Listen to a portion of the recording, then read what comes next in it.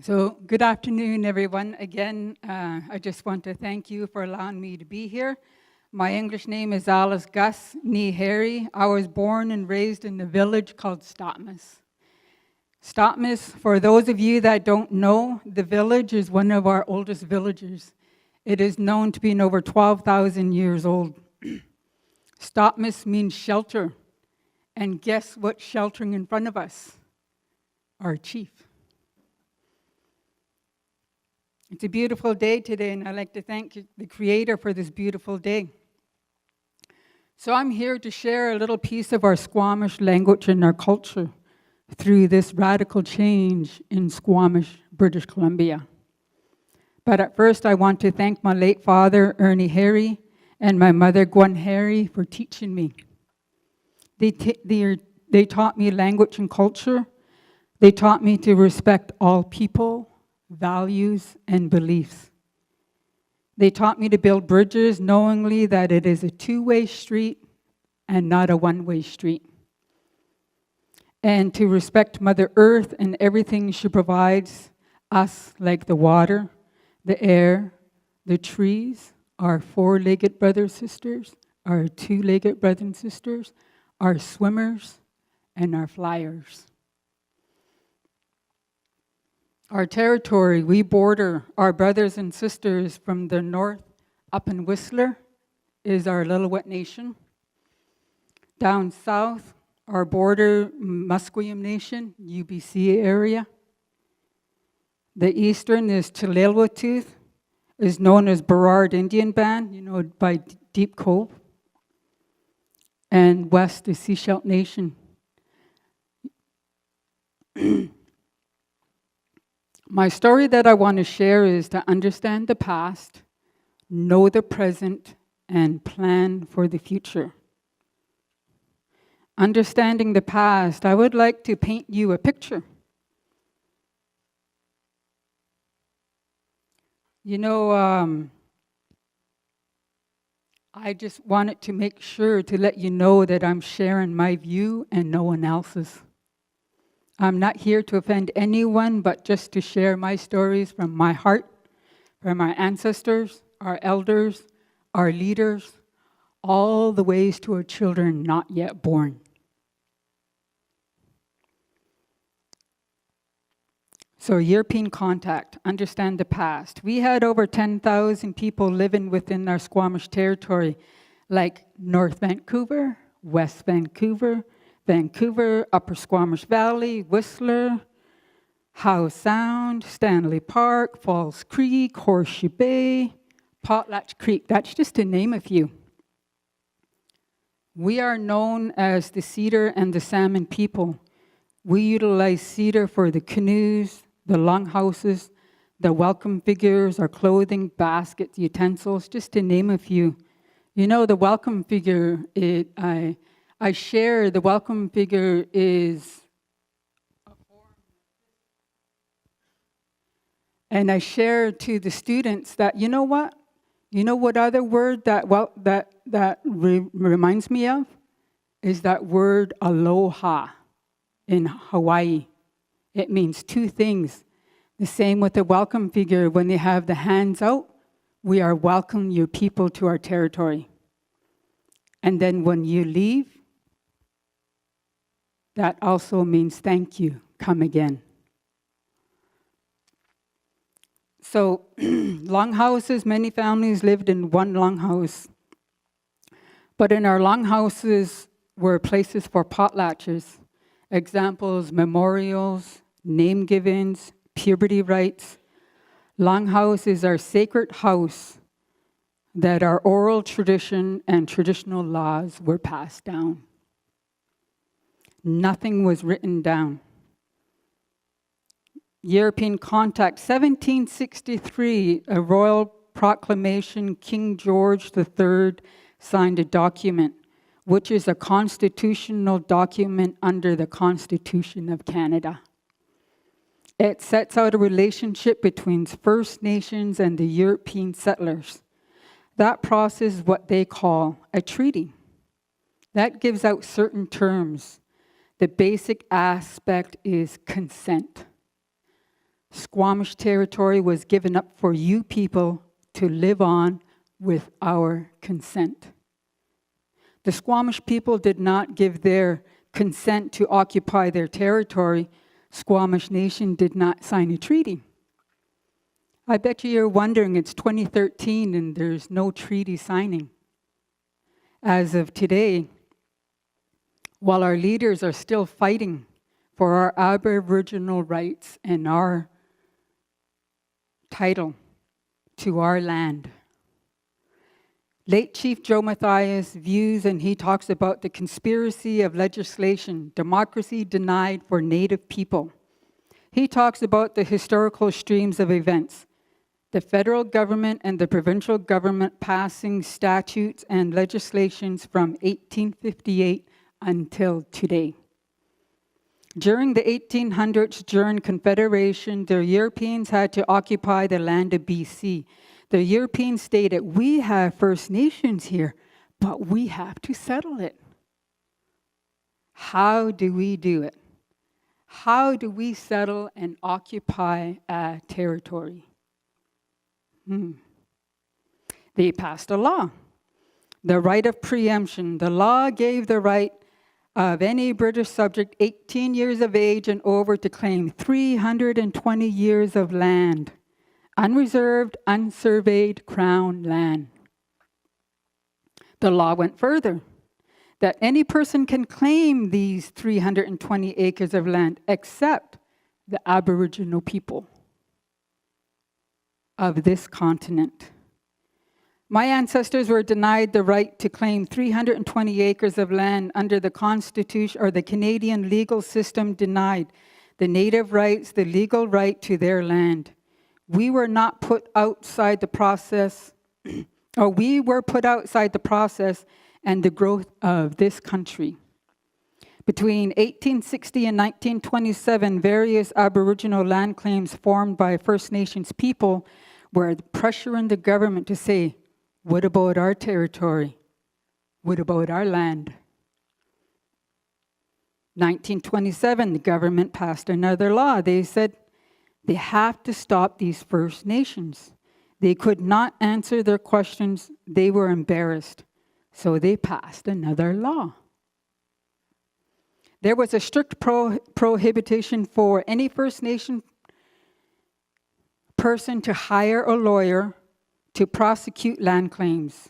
Anyone at that time that even had an interest for the First Nations cause to protect the native land was imprisoned and or fined.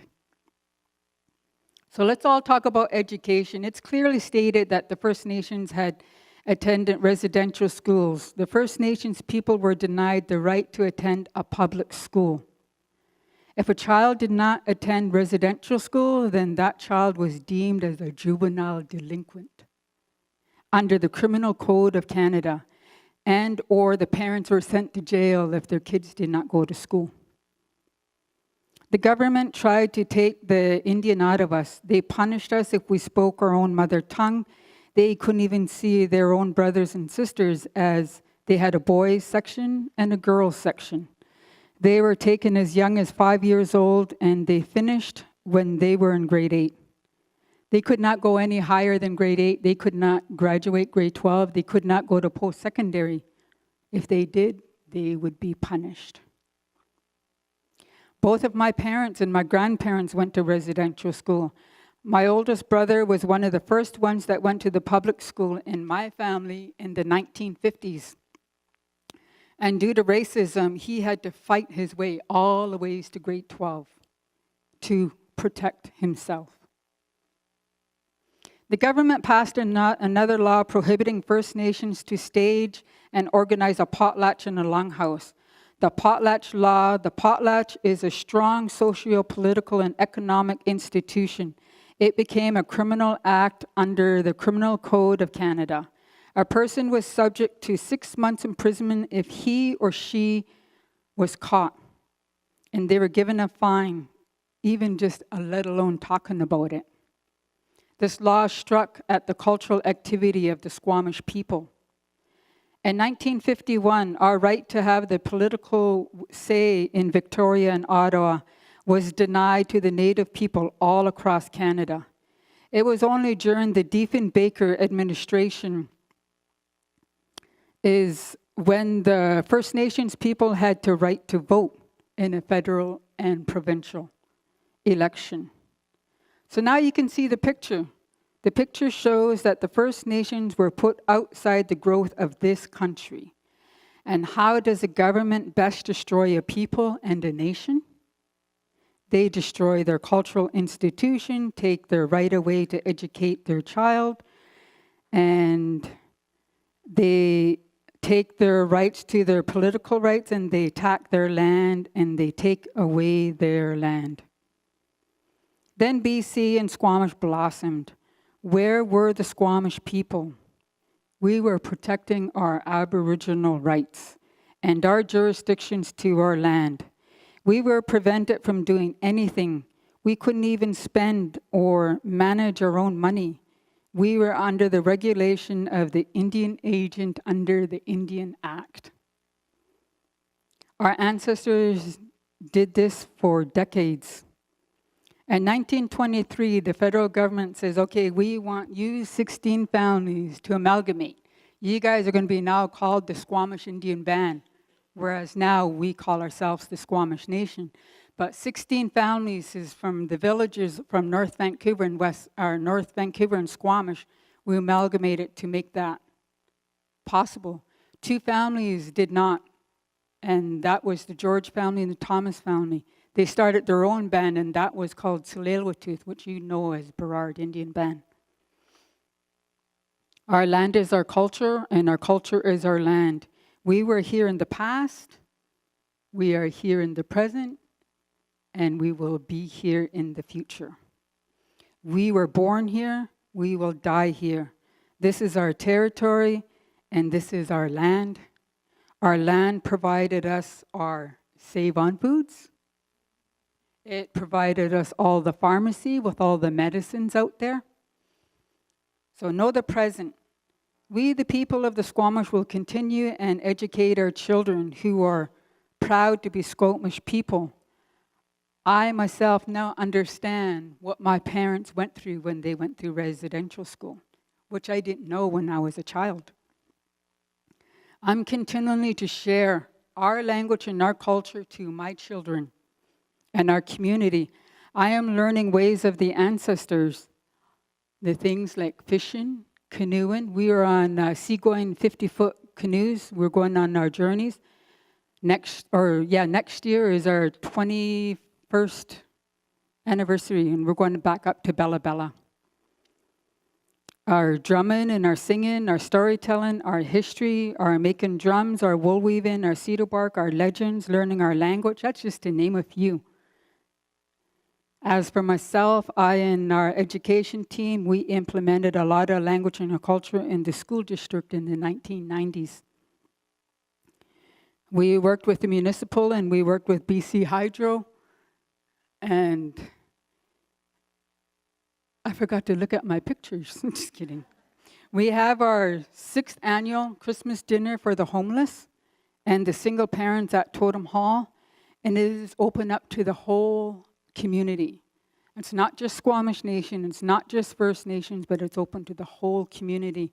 So we have grown just from 6 ladies getting together, and then we went on, and then 2 church groups are involved with us, as along with the Salvation Army. So it's growing and growing. So planning for the future. I like to share a quote from Chief Dan George.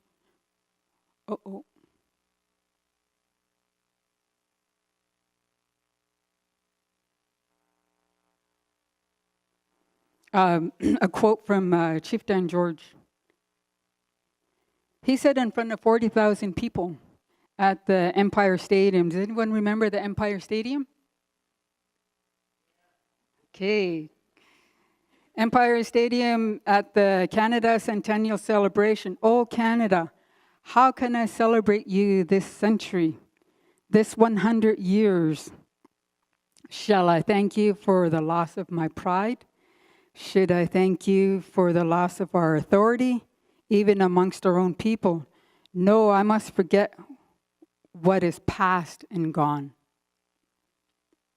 O great Spirit, give me the courage of the olden chiefs, like the thunderbird of the old. I shall rise out again. I shall see our young braves and our chiefs sitting in the houses of law and the government, ruling and being ruled by the knowledge and the freedom of our great land. So shall we shatter the barriers and isolation. So shall the next 100 years be the greatest in the proud history of our tribes and our nations. So with the teachings of our ancestors and our parents and our elders, we will continue to build bridges. Let's not continue to put up barriers, but let's knock them down. Let's teach our neighbors who we are. We, the Squamish people, will continue to teach our children socially, physically, creatively, culturally, mentally, emotionally, and spiritually, ways of our Squamish teachings and our traditions. That we are two world walkers. We are two world walkers. Stay strong. Be proud of to be a Squamish Nation member. But at the same time, go out and get an education. The teaching tool of today. Go back to our teachings, like teachings of the river. Go with the flow. Teachings of the Canada geese. Cooperate. Teachers of the mother grizzly. Protection. Teachings of the wolf. Work as a team. And teachings of the Creator, because He gave us 2 eyes to look twice as hard. The Creator gave us 2 ears to listen twice as hard. But guess what? He only gave us 1. So we got to be careful of what we say. Teachings of 1 mind, 1 body, 1 spirit, and we're all in that canoe together, and we're pulling together. And we're pulling together for the betterment of that child, whether that child is a baby or yet unborn. So with that, last but not least, in teachings of our 2-headed sea serpent, the teachings of choice. We all have choices in life. And that we all choose our own path. So again, I just want to thank you for listening, for allowing me to be up here just to share a little bit of who we are and where we come from and where we are going. So thank you again, everybody. So now everybody go home now.